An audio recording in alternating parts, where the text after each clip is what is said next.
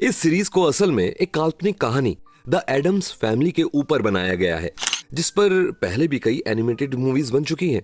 तो इस कहानी की शुरुआत होती है एक वेडनेसडे नाम की लड़की से, जिसके भाई को कुछ बदमाश बच्चे परेशान करते हैं। जिसके बाद वेडनेसडे उनसे इसका बदला लेती है और इसी चक्कर में वेडनेसडे को उस स्कूल से निकाल दिया जाता है। जिसके बाद वेडनेसडे के माता पिता उसका एडमिशन एक नए स्कूल नेवरमोर एकेडमी में करवाते हैं। पर वेडनेसडे को ये स्कूल कुछ खास पसंद नहीं आता है। असल में वेडनेसडे के पास कुछ ऐसी शक्तियां थी जिनकी मदद से वो कई बार फ्यूचर में होने वाली चीजों को देख पाती थी। खैर, अब नए स्कूल में वेडनेसडे की रूममेट बनती है इनिड, जिसके पास भेड़िया बनने की शक्ति थी। और ये सारा स्कूल कुछ ऐसा ही था, क्योंकि इस स्कूल में हर बच्चे के पास अपनी अपनी शक्तियां थी। इसके बाद हम देखते हैं इनिड वेडनेसडे से दोस्ती करने की कोशिश करती है, लेकिन उन दोनों में दिन रात का फर्क था। जहां इनिड काफी खुश मिजाज और जिंदा दिल की लड़की थी, वहीं वेडनेसडे उसके बिल्कुल उल्टा, ना ज्यादा बात करती थी और ना ही कभी खुश होती थी। इसके बाद हम देखते हैं कि वेडनेसडे की निगरानी के लिए उसके माता पिता पीछे से उन्हीं के घर के सदस्य, जिसका नाम थिंग था, उसे छोड़ देते हैं। और थिंग बिल्कुल किसी इंसानी हाथ की तरह ही दिखता था। इसके बाद हम देखते हैं कि नेवरमोर स्कूल के पास ही एक जंगल में उस शहर के शेरिफ यानी पुलिस इंस्पेक्टर को एक लड़के की लाश मिलती है। जिसके बाद उसका सारा शक नेवरमोर स्कूल पर ही जाता है, क्योंकि उस शहर की हर उल्टी सीधी घटना कहीं ना कहीं उसी स्कूल से जुड़ी हुआ करती थी। उधर स्कूल में थॉर्नहिल नाम की एक टीचर वेडनेसडे से मिलने आती है और उसे एक फूल देती है और उसका स्कूल में वेलकम करती है। खैर, इसके बाद वेडनेसडे बारिश में कहीं जा रही होती है कि तभी ऊपर से उसके सिर पर पत्थर की एक मूर्ति गिरने ही वाली थी। लेकिन तभी जेवियर नाम का लड़का उसे बचा लेता है, जो कि असल में वेडनेसडे के साथ उसी स्कूल में पढ़ता था। पर इसी दौरान वेडनेसडे बेहोश हो जाती है और होश में आने के बाद वेडनेसडे जेवियर का शुक्रिया अदा करती है। अब रात हो जाती है और वेडनेसडे अपने कमरे में बैठकर अपनी नोवेल पर काम कर रही होती है कि तभी उसे पता चलता है कि थिंग उसकी जासूसी कर रहा है। जिसके बाद वो थिंग को पकड़ लेती है और उसे धमका देती है कि अगर उसने वेडनेसडे की कई हर बात नहीं मानी तो वो उसे ड्रॉवर में बंद कर देगी। जिसके बाद थिंग को वेडनेसडे की बात माननी पड़ती है। इसके बाद अगले दिन हम देखते हैं कि वेडनेसडे के स्कूल के प्रिंसिपल उसे सुधारने के लिए थेरेपी सेशन लेने के लिए भेजती हैं।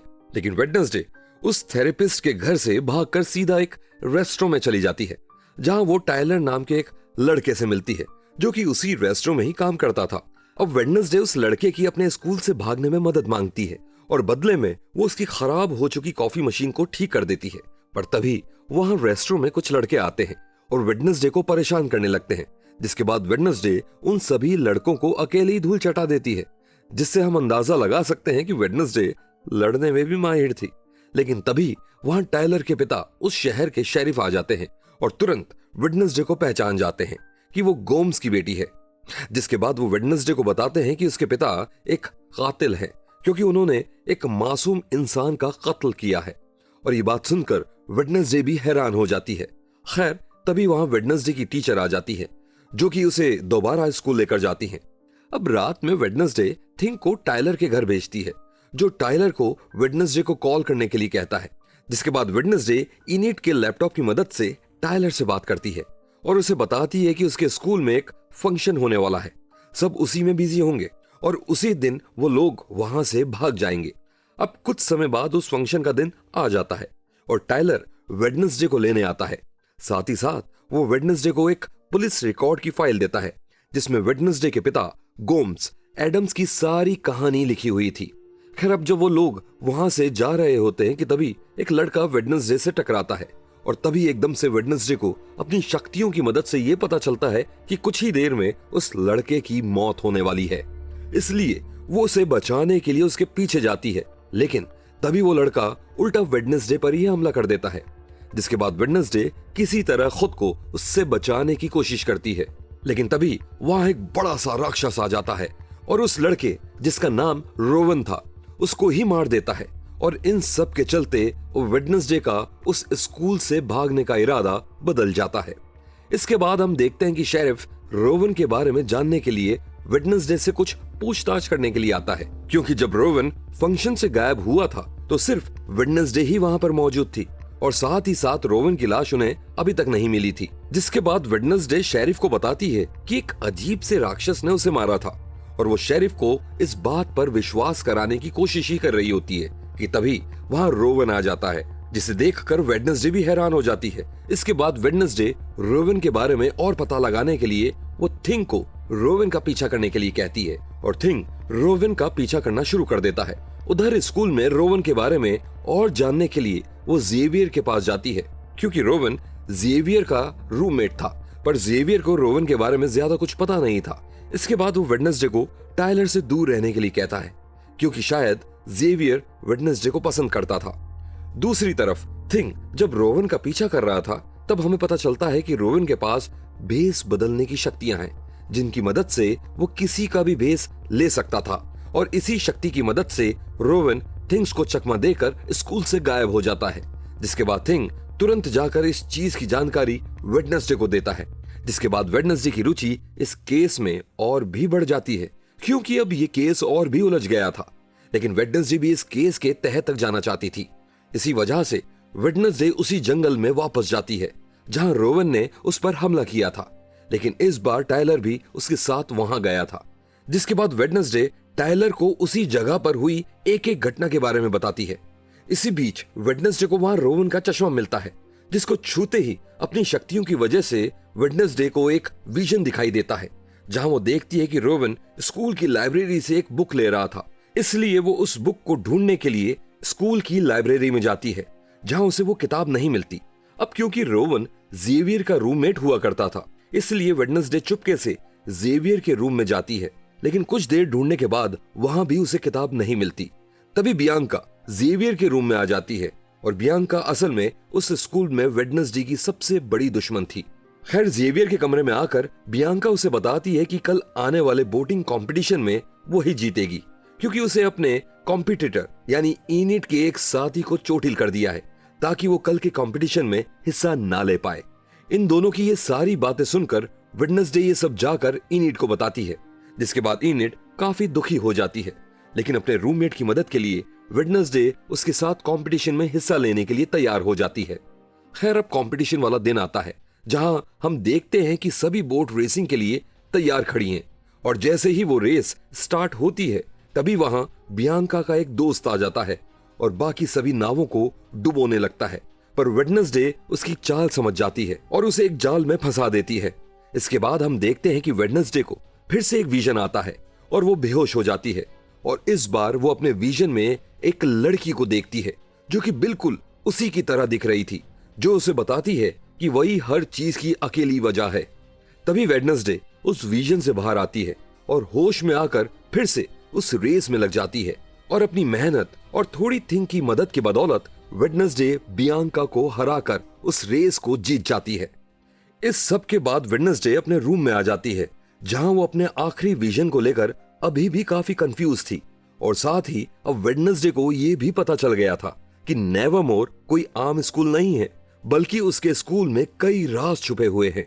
इसके बाद वेडनेसडे स्कूल में रखी एक मूर्ति के सामने पहुंचती है, जिसके हाथ में एक किताब थी और उसमें कुछ पहेली लिखी हुई थी, और जैसे ही वेडनेसडे उस पहेली को सॉल्व करती है, तभी उस मूर्ति के पीछे का दरवाजा खुल जाता है, जिसके अंदर जाकर वेडनेसडे देखती है कि वहां एक बहुत बड़ी लाइब्रेरी है, जो कि बिल्कुल वैसी ही थी जैसे उसने अपने विजन में देखी थी। तभी वहां उसे रोवन की वो किताब भी मिल जाती है, और जैसे ही वो उस किताब को लेकर बाहर जाती है, तभी उसे कोई पीछे से पकड़ लेता है। इसके बाद हम देखते हैं कि जिन लोगों ने वेडनेसडे को पकड़ा था वो कोई और नहीं बल्कि बियांका और उसके साथी ही थे।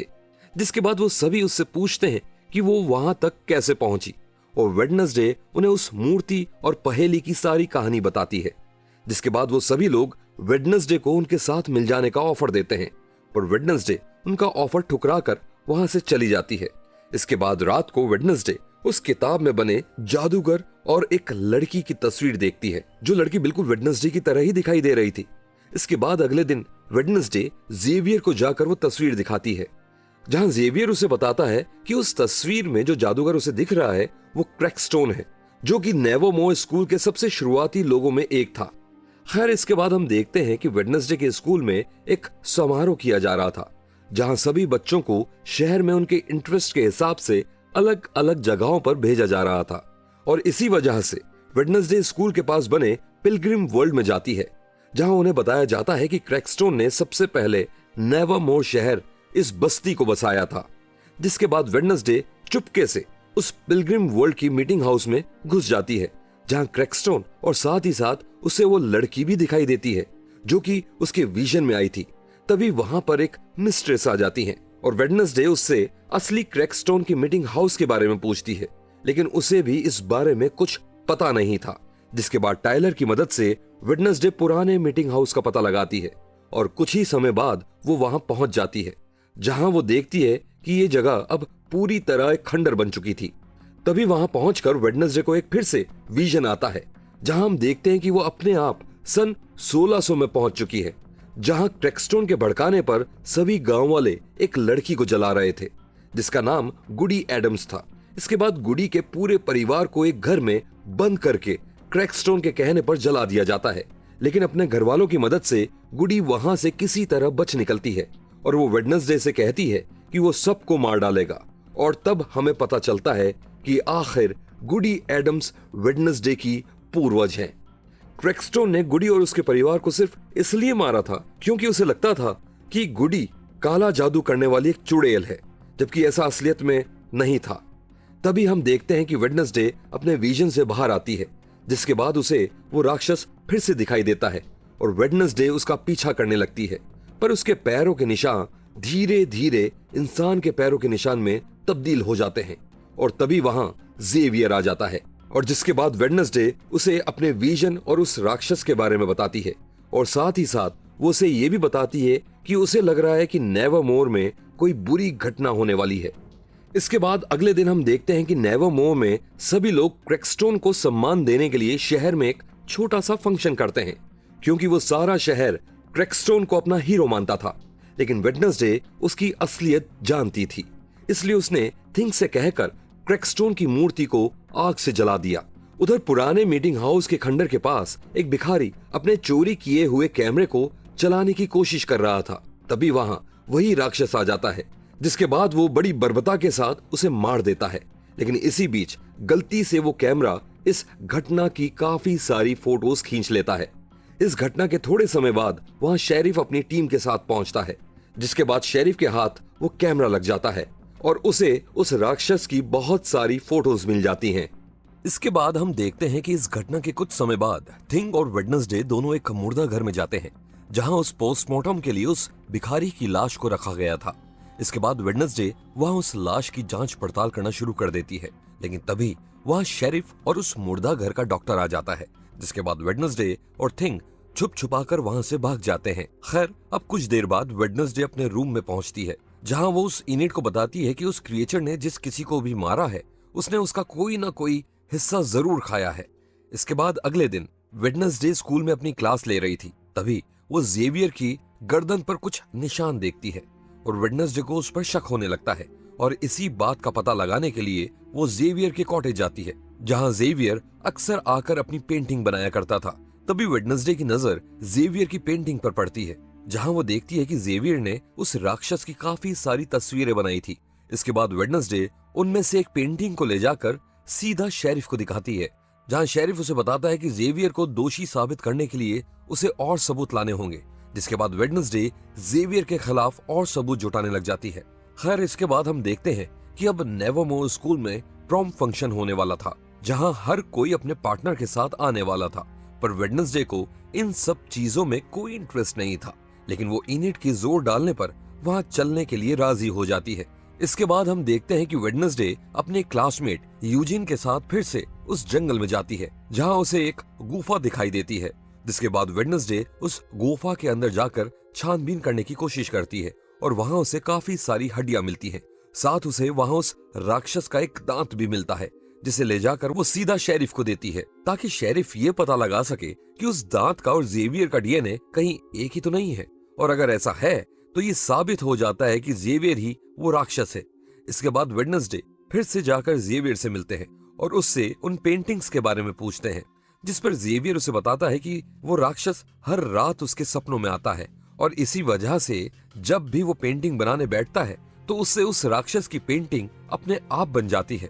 जिसके बाद वेडनेसडे उसे उसकी गर्दन पर लगे निशान के बारे में पूछती है, तो जेवियर उसे बताता है कि वो अपने सपनों में उस राक्षस से लड़ रहा था और इसीलिए उसके खुद के हाथों से ही वो निशान लग गए। खैर, अब इसके कुछ दिनों बाद प्रॉम पार्टी का दिन आ जाता है, जहाँ वेडनेसडे टायलर के साथ उस पार्टी में जाती है, जहाँ टायलर को वेडनेसडे के साथ देखकर जेवियर को काफी जलन होने लगती है, क्योंकि जेवियर भी वेडनेसडे को पसंद करता था। इसके बाद वहाँ सभी डांस करना शुरू कर देते हैं।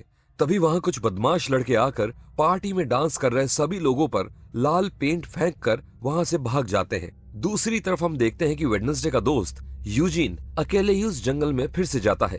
तभी वहाँ उसे उस गुफा के आसपास एक आदमी दिखाई देता है, जो कि यूजीन की आंखों के सामने उस गुफा में आग लगा देता है। लेकिन इसी बीच वो आदमी यूजीन को देख लेता है, जिसके बाद वो यूजीन का पीछा करना शुरू कर देता है। दूसरी ओर वेडनेसडे को फिर से एक विजन आता है, जहां वो देखती है कि यूजीन की जान खतरे में है। जिसके बाद वो यूजीन को बचाने के लिए तेजी से जंगल की तरफ भागती है, लेकिन तब तक वो राक्षस यूजीन को घायल करके वहां से जा चुका था। तभी वहां अचानक से वेडनेसडे की टीचर थॉर्नहिल आ जाती है और यूजीन को उस हालत में देखकर बहुत डर जाती है। इसके बाद हम देखते हैं कि जब से शेरिफ ने वेडनेसडे के पिता को एक कातिल कहा था, तब से ही वेडनेसडे अपने पिता के ऊपर लगे इल्जामों को सुलझाने की कोशिश में लगी हुई थी। इसके बाद अगले दिन हमें पता चलता है कि उस दिन स्कूल में पेरेंट्स मीटिंग डे था, जहां सभी पेरेंट्स अपने बच्चों से मिलने के लिए स्कूल आए हुए थे। जहां स्कूल की प्रिंसिपल मीटिंग में आए सभी लोगों को बताती है कि यूजीन की हालत पहले से तो ठीक है, लेकिन वो अभी भी कोमा में ही है। इसके बाद वेडनेसडे अपने परिवार से मिलने जाती है, जिसके कुछ समय बाद प्रिंसिपल पूरी एडम्स फैमिली को ये सलाह देती है कि क्यों ना वो सभी मिलकर एक थेरेपी सेशन अटेंड करें। इसके बाद पूरी फैमिली एक किनबोट नाम की थेरेपिस्ट के पास जाते हैं, जहां पर किनबोट के सामने ही वेडनेसडे का अपनी माँ से झगड़ा हो जाता है, क्योंकि वो अपने माँ बाप से बार बार एक ही सवाल पूछ रही थी कि आखिर उसके पिता पर एक कत्ल का इल्जाम क्यों लगा है। पर जब वेडनेसडे की माँ उसे कुछ नहीं बताती, तो वेडनेसडे वहां से चली जाती है। तभी खबर आती है कि वेडनेसडे जिस मुर्दा घर में गई थी, वहां के इंस्पेक्टिंग डॉक्टर ने सुसाइड कर लिया है और अपने सुसाइड नोट पर उसने लिखा है कि वो गैरेट गेट्स के लिए शर्मिंदा है, क्योंकि उसने उस केस के लिए झूठी रिपोर्ट बनाई थी।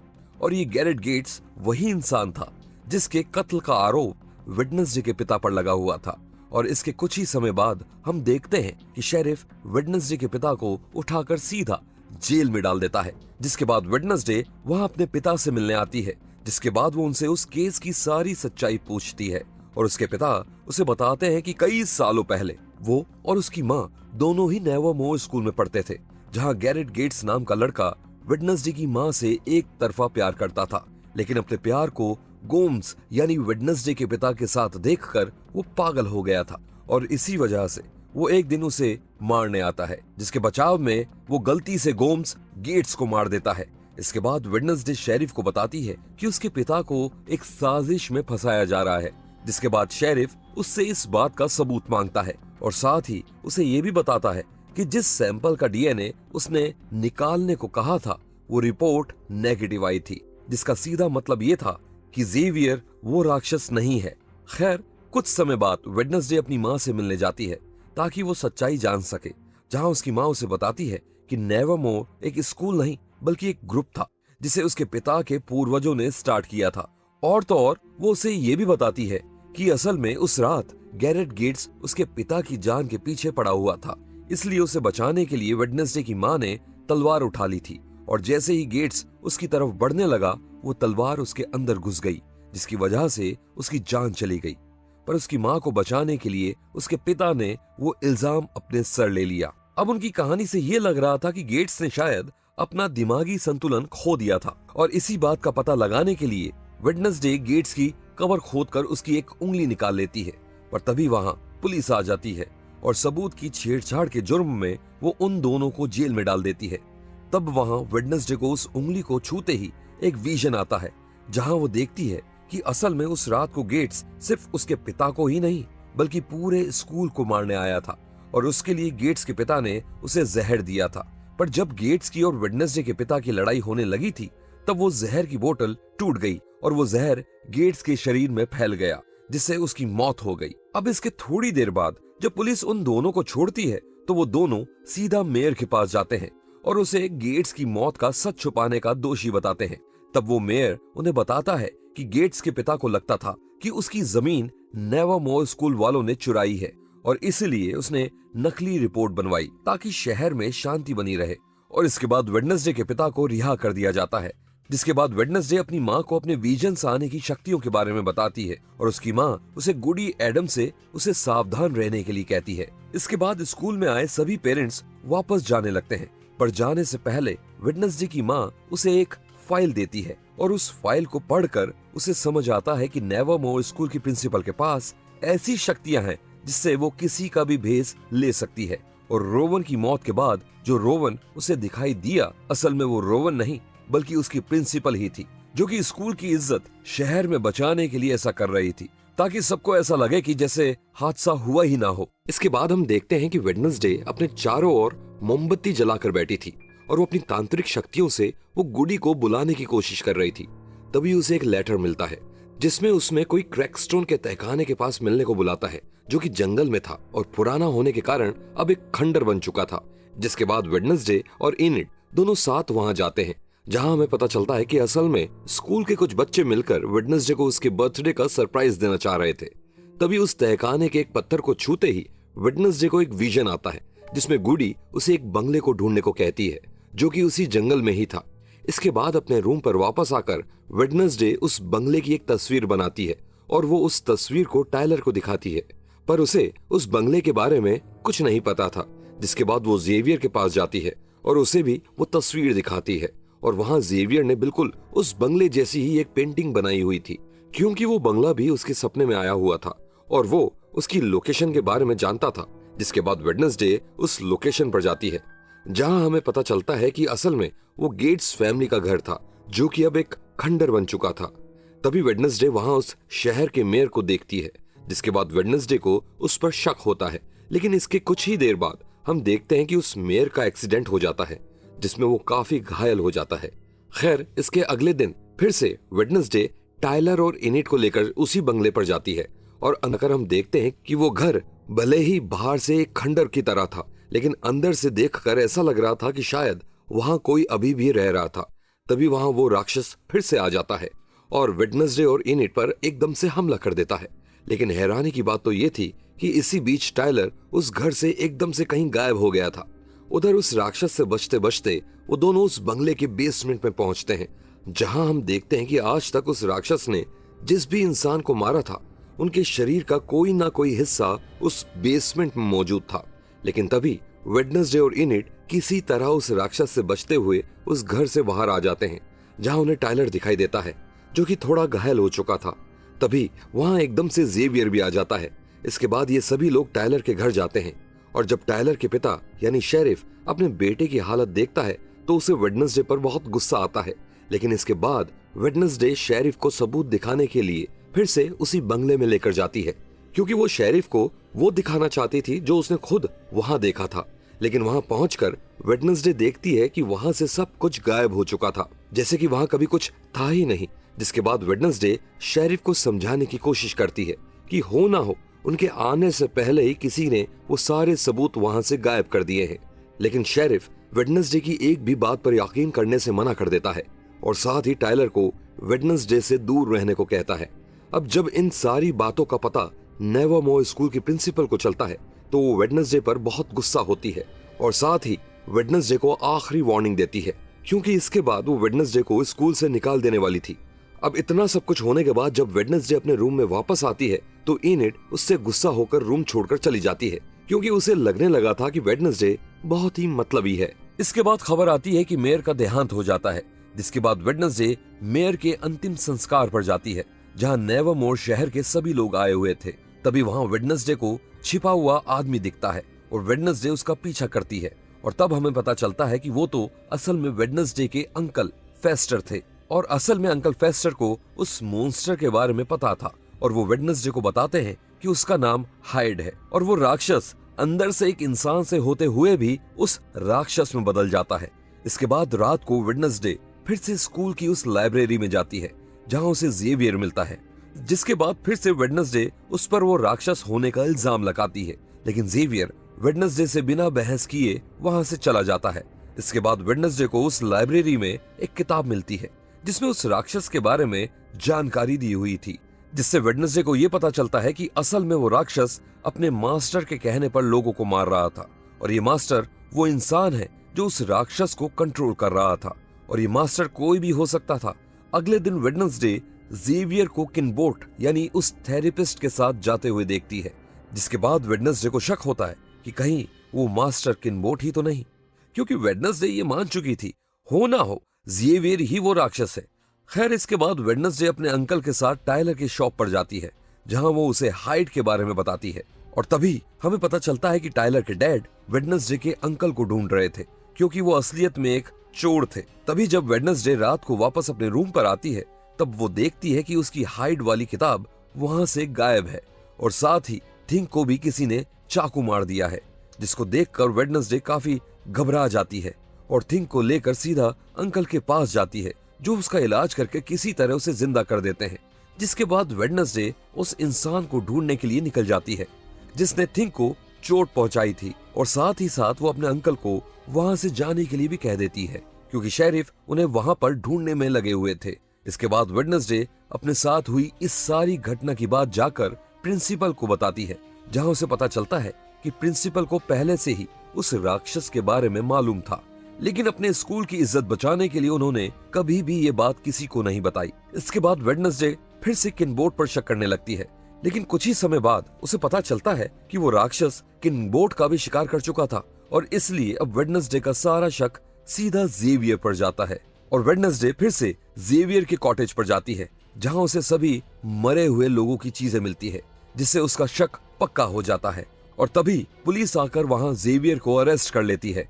अपने रूम पर पहुंचने के बाद वेडनेसडे देखती है कि इनिड दोबारा से उसके रूम में शिफ्ट हो गई थी क्योंकि अब वेडनेसडे के खिलाफ जो उसका गुस्सा था वो शांत हो चुका था। इसके कुछ समय बाद वेडनेसडे टायलर से मिलने जाती है और जैसे ही वो टायलर को छूती है तभी उसे एक और विजन आता है जिसमें उसे पता चलता है कि टायलर ही वो मॉन्स्टर है। जिसके बाद वो तुरंत वहां से भाग जाती है। अब क्योंकि वेडनेसडे को टायलर की सच्चाई पता चल चुकी थी इसलिए वो ये बात सभी को बताना चाहती थी, इसीलिए वो टायलर को एक जगह पर लेकर आती है। तभी वहां वेडनेसडे के दोस्त आ जाते हैं जो कि टायलर को कुर्सी से बांध देते हैं और वो टायलर को मार मार कर उससे सच उगलवाना चाहते हैं, पर तभी वहां टायलर के पिता आ जाते हैं जिसके बाद वो वेडनेसडे को हिरासत में ले लेता है। पर वेडनेसडे उन्हें बताती है कि जेवियर असली कातिल नहीं है बल्कि टायलर ही असली राक्षस है जिसने इतने लोगों को अपना शिकार बनाया है। और जैसे ही वेडनेसडे की इस हरकत का पता उसकी प्रिंसिपल को चलता है तो वो वेडनेसडे को नेवरमोर स्कूल से निकाल देती है क्योंकि उनके मुताबिक वेडनेसडे ने सारी हदें पार कर दी थी। जिसके बाद वेडनेसडे अपने रूम में जाकर अपने सामान को पैक करने लगती है और स्कूल से जाने से पहले वो अपने दोस्त यूजीन से मिलने जाती है जो कि अब कोमा से बाहर आ चुका था। यूजीन से मिलने पर वो वेडनेसडे को बताता है कि जिसने भी उस दिन उस गुफा के पास आग लगाई उसने लाल जूते पहने थे और वेडनेसडे समझ जाती है कि वो हो ना हो उसकी टीचर थॉर्नहिल ही थी क्योंकि वही अकेली थी जो पूरे स्कूल में लाल जूते डालती थी। जिसके बाद वो थॉर्नहिल के पास जाती है जहां उसे पता चलता है कि उसका असली नाम थॉर्नहिल नहीं बल्कि लॉरेल गेट्स था और वो गैरेट गेट्स की छोटी बहन थी। और असल बात तो ये थी कि लॉरेल और उसका परिवार नेवरमोर स्कूल के सभी बच्चों से नफरत करते थे, इसीलिए वो उन सभी बच्चों को मारना चाहती थी। तभी वहां टायलर आ जाता है जिसके बाद थॉर्नहिल टायलर से वेडनेसडे को मारने के लिए कहती है, पर वो असली टायलर नहीं होता बल्कि वो तो नेवरमोर स्कूल की प्रिंसिपल थी जो कि टायलर का भेस लेकर वहां थॉर्नहिल की सच्चाई जानने के लिए आई थी। जिसके बाद थॉर्नहिल धोखे से प्रिंसिपल के गले में जहर इंजेक्ट कर देती है जिसकी वजह से वही प्रिंसिपल की मौत हो जाती है। इसके बाद थॉर्नहिल वेडनेसडे को बेहोश करके उसे क्रैकस्टोन के पुराने तहखाने में लेकर जाती है और उधर ये सब होता हुआ थिंक देख लेता है और ये सब जाकर इनिड को बताता है। उधर तहखाने में थॉर्नहिल वेडनेसडे को बताती है असल में क्रैकस्टोन उसका पूर्वज है और उसी को जिंदा करके वो नेवरमोर के सभी बच्चों का खात्मा करेगी। लेकिन उसके मुताबिक जब गुडी ने क्रैकस्टोन को मारा तब उसने एक मंत्र से ताला लगा दिया था और उस ताले को गुडी का एक वंशज ही खोल सकता था ताकि उसे जिंदा किया जा सके। जिसके बाद वो वेडनेसडे के हाथ पर एक कट लगाती है और उसका खून क्रैकस्टोन की कब्र पर डालती है और उसके तुरंत बाद क्रैकस्टोन जिंदा हो जाता है और वो वेडनेसडे को चाकू मार देता है और फिर वो नेवरमोर स्कूल की तरफ तेजी से बढ़ने लगता है, क्योंकि वो उस स्कूल के सभी बच्चों को मारना चाहता था। उधर तहखाने में वहाँ गुडी एडम्स आती है और वो वेडनेसडे की बॉडी में अपनी शक्तियां डालकर उसके सभी घावों को ठीक कर देती है, जिसके बाद वेडनेसडे भी स्कूल की तरफ जाने लगती है। पर तभी रास्ते में उसे टाइलर मिलता है, जो कि उसकी आंखों के सामने उस राक्षस में तब्दील हो जाता है। लेकिन तभी वहाँ इनिड आती है, जो कि अपनी शक्तियों की वजह से खुद को एक बड़े से भेड़िए में बदल लेती है, जिसके बाद उस राक्षस और इनिड दोनों में एक भयंकर लड़ाई होना शुरू हो जाती है।